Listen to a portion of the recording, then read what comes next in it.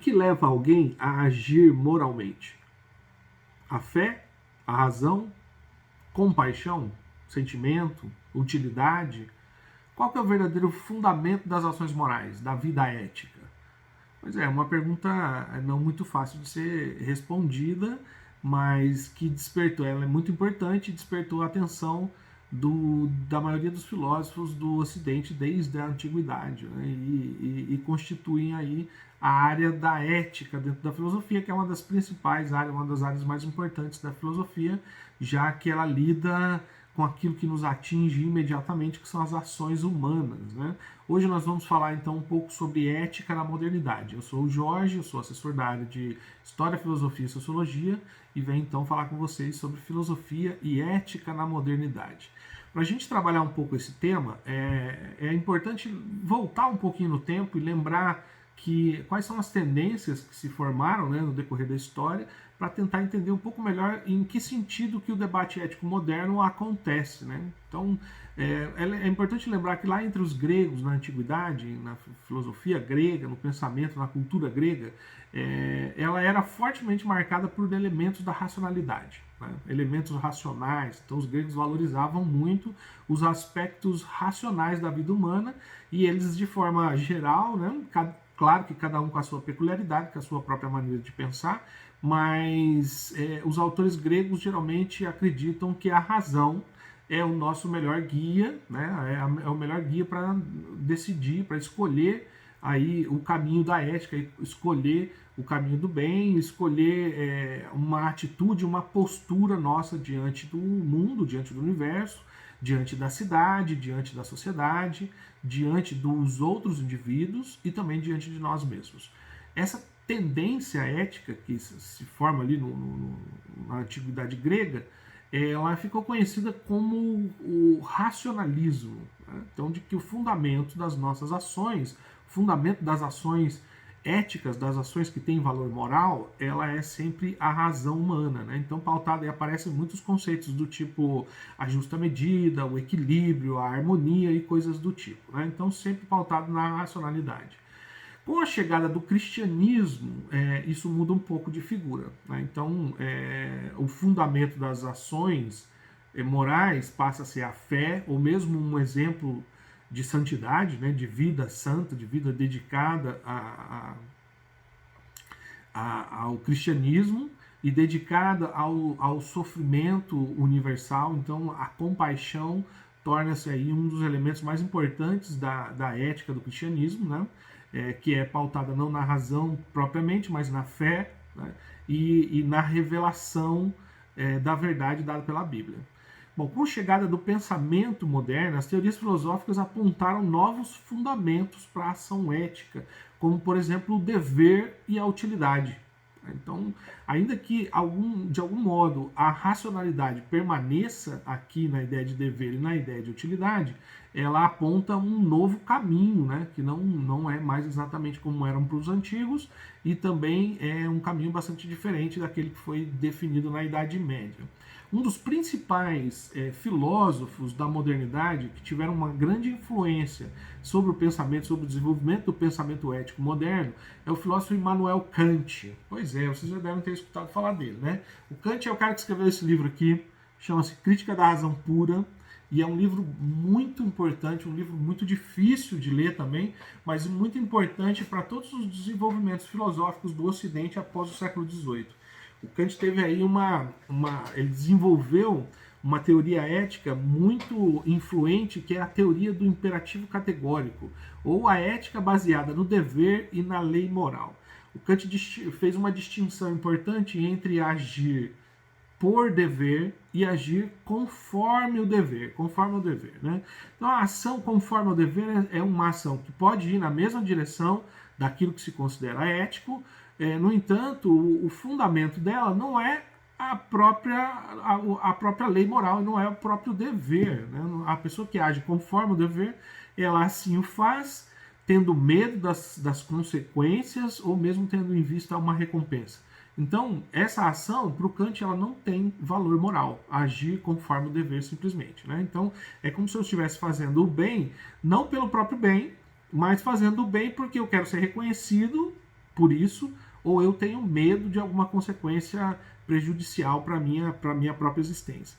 Para o Kant isso não tem nenhum valor moral. A ação que é genuinamente moral, que é dotada de um valor moral, é a ação que você faz, você, né, realiza por dever. Por quê? Porque você de forma autônoma pode, né, fazer aí o uso da sua racionalidade, da sua compreensão, de modo que você entende qual que é o valor moral do dever e você tem ali então uma visão clara sobre a lei moral e escolhe de forma livre e autônoma agir por dever. Essa sim então seria uma ação que tem um valor, dotada de um valor moral intrínseco. Né?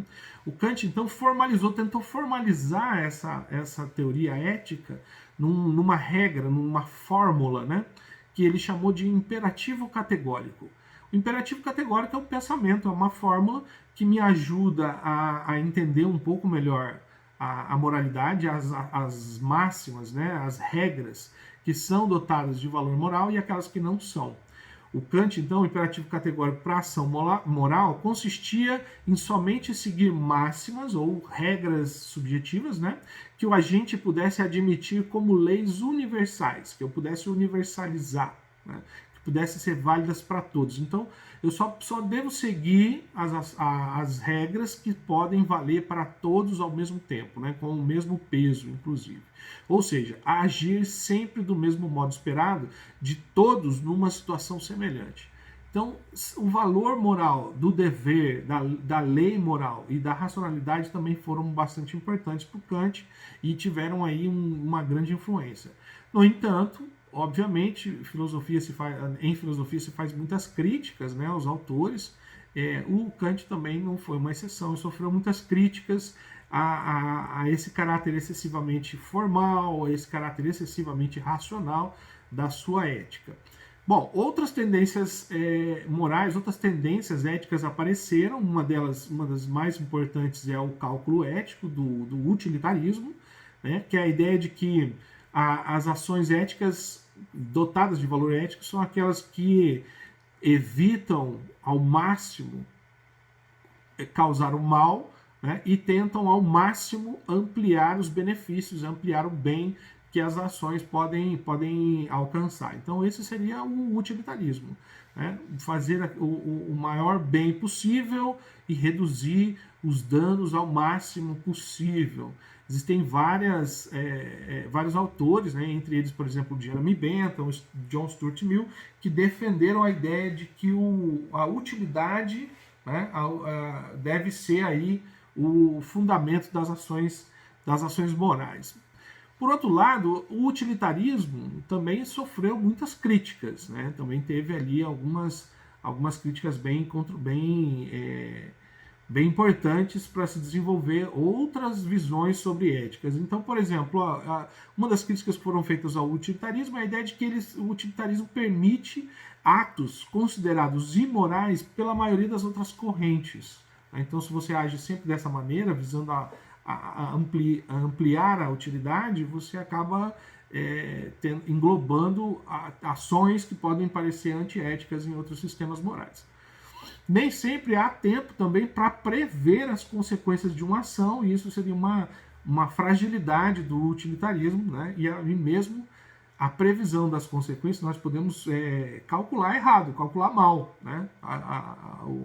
A previsão dessas consequências é falível, né? E isso levaria ao utilitarismo a uma certa fragilidade. Bom, depois do utilitarismo surge então uma terceira tendência já no mundo contemporâneo, que foi desenvolvida por um filósofo alemão bastante controverso, que é o Friedrich Nietzsche.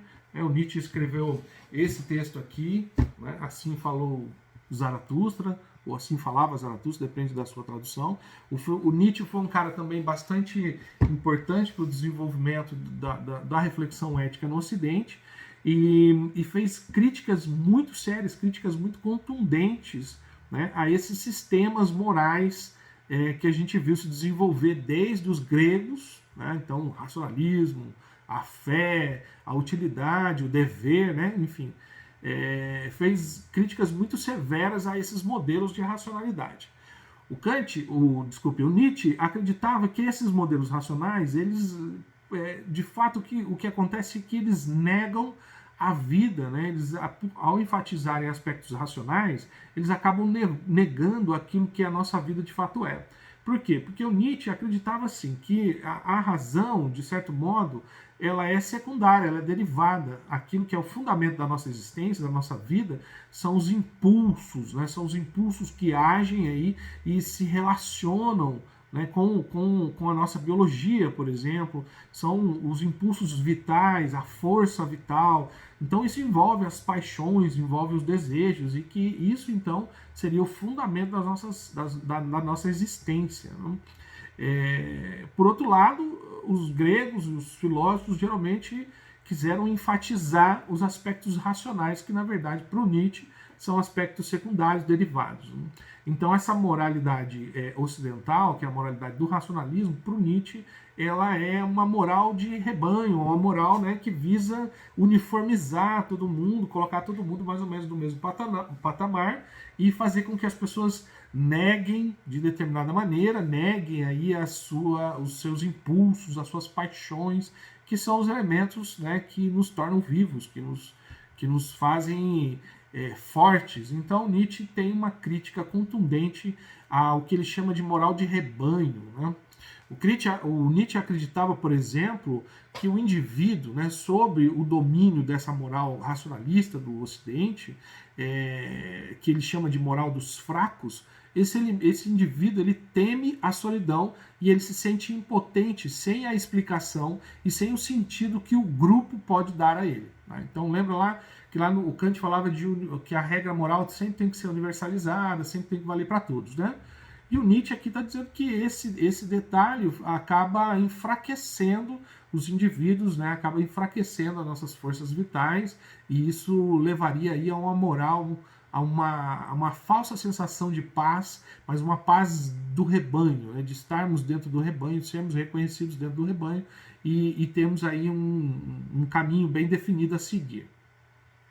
Longe de sua moral, o homem fraco não sabe quem ele mesmo é. Né? Sujeitado, rende-se e passa a formular regras morais que apregoam igualdade no lugar da singularidade. Então Nietzsche também está valorizando, né? Ele valoriza aí aspectos singulares da vida humana, tá? Os aspectos das singularidades dos indivíduos, em detrimento dessa igualdade, dessa universalidade que os modernos, né, que os racionalistas colocavam lá como tendência ética. Tá? Então Nietzsche foi um cara bastante controverso com relação a essas tendências, mas também foi bastante importante para a gente entender o movimento e o desenvolvimento do pensamento ético. Ok? Então hoje nós falamos um pouquinho sobre ética na modernidade, né? Lembramos que há uma corrente racionalista que começa lá no mundo antigo. Percebemos que durante a Idade Média, durante o período do cristianismo, a ética passa por uma transformação, né? Então o fundamento da ética torna-se a fé e o modelo de santidade que era pregado pelo cristianismo. Depois disso aparece o Kant, né, que é um cara muito influente, com a ideia de dever e de lei moral, né, que traz aí como fundamento das ações morais. Falamos também do utilitarismo, que é tentar ampliar os aspectos positivos e minimizar, né, mitigar os aspectos negativos das nossas escolhas, seria uma espécie de cálculo ético. Né? E por último, o Nietzsche fazendo críticas severas, duras críticas à moralidade ocidental, e essa moralidade baseada na razão ou baseada na fé, né? Na ideia de que o rebanho ou alguma outra pessoa que deve decidir por mim aquilo que eu devo fazer com a minha própria vida. O tema é bastante difícil, controverso, né? Mas é um tema muito interessante e também muito importante para a gente entender um pouco mais sobre a sociedade em que a gente vive, sobre a cultura que nós estamos inseridos e também sobre a nossa própria postura diante disso, né? Diante do mundo, diante, enfim, da sociedade, diante dos outros indivíduos. Para continuar a trabalhar esse tema, eu vou indicar para você, então, lá no volume 6 do seu material didático, na página 12 e na página 13 tem uma atividade, né, trazendo ali o pensamento do Nietzsche, e que você pode fazer, e eu tenho certeza que você vai descobrir algumas coisas a mais, algumas coisas bem interessantes sobre o pensamento desse filósofo tão controverso aí da contemporaneidade. E lembre-se, depois que você lê o texto e fizer as atividades, compartilhe com alguém, converse com alguém sobre o que você descobriu, para saber se você concorda ou se você discorda, né? Para ampliar um pouco mais aí o nosso ambiente de discussão sobre ética, ok? Então, bons estudos e até a próxima aula de filosofia. Tchau, tchau.